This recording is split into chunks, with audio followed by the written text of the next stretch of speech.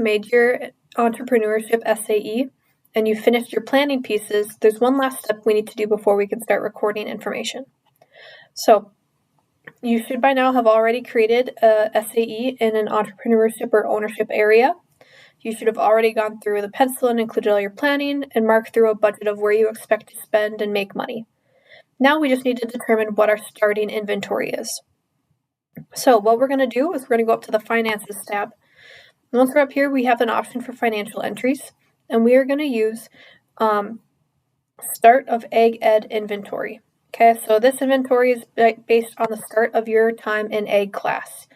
So for this account that I made, August 1 of 2024 was what the start date was set for. And so this is anything that I owned or bought prior to that date. Okay, anything that I buy or afterwards, I need to include as a different financial entry. But for now, let's get started with entering in what these capital items or non-current assets would be. So we're going to go to the non-current tab, and what we're going to do is we're going to give each asset a name. Okay, so maybe I own a ATV sprayer. Okay, I have 5 departments to choose from when it comes to what type of asset this is. To specify the difference in assets, if you buy seed, for example, a seed is something you're going to use every year.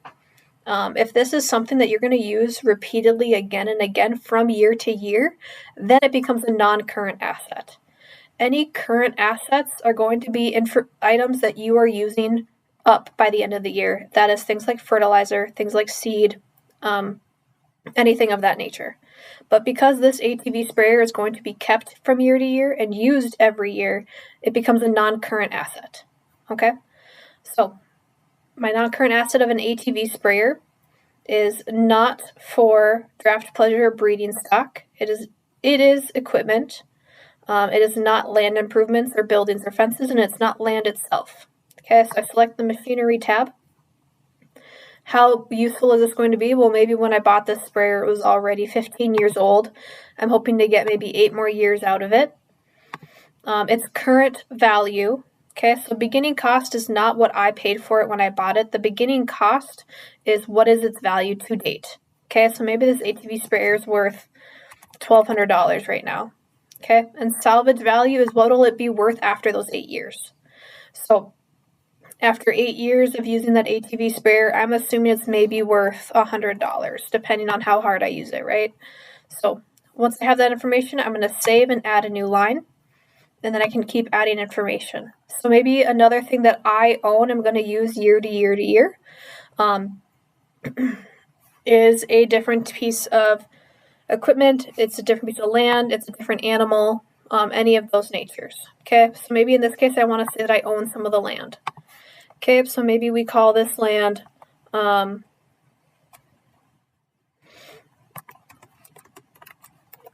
Healy Acres.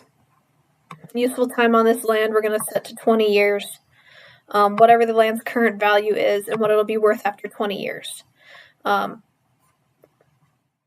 Something ridiculous I'll put in. So let's assume this is just for 10 acres. We could put a beginning value at whatever it was it is worth. So again, it's not what we paid for it, it's what it is worth at this very second. Okay.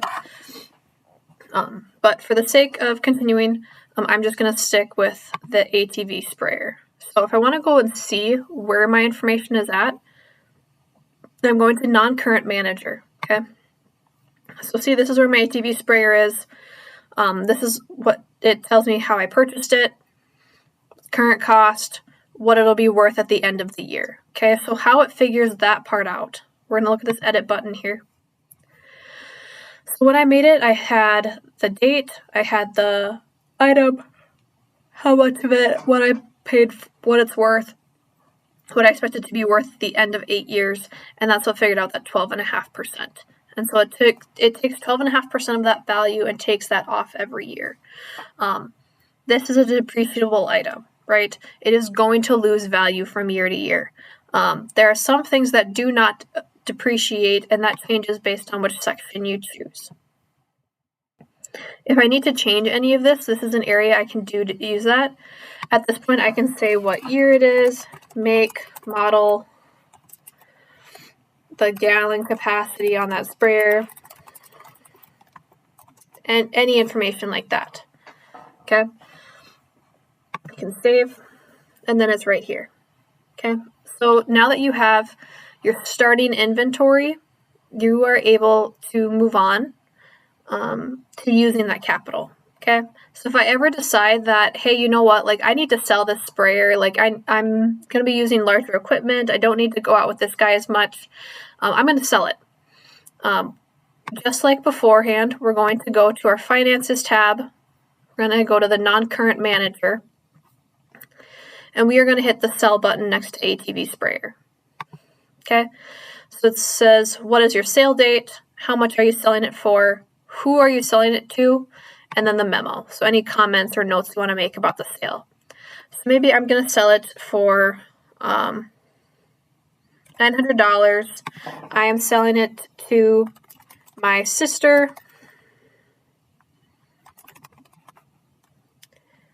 and then my memo would be sold, not used frequently. Okay, a point of why I'm selling it. Okay, so I can either return to inventory, which is like cancel at this point, or I can complete the sale. Okay, so now I have an option. My inventory is empty because I no longer own any non-current items, but I can look at my sold items and I can see that I sold the ATV sprayer. I got it at $1,200. I sold it for $900. I lost $25 on that sale based on the depreciation that it went through in that time, right? So if I bought it in 24, sold it in 25, this is my profit change over that. If I made a mistake and I did not mean to note that I sold it in here, all I have to do is hit the sale button again and I can return the item to inventory. And so now when I look at my inventory, I see it's right back where it was with no change to the asset value. Okay, so again, this is for non-current capital items.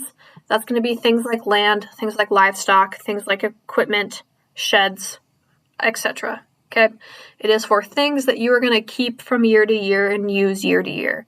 It is not for seed. It is not for fertilizer. It is not for things like that. If you have some that last over the year, let's say you have a couple extra of anything, you just maintain that in your finance records. You don't maintain that in your capital records. Okay, but this is just how you would control how you start your AET inventory and how you can modify it from there. Okay, so good luck, and I hope this helps.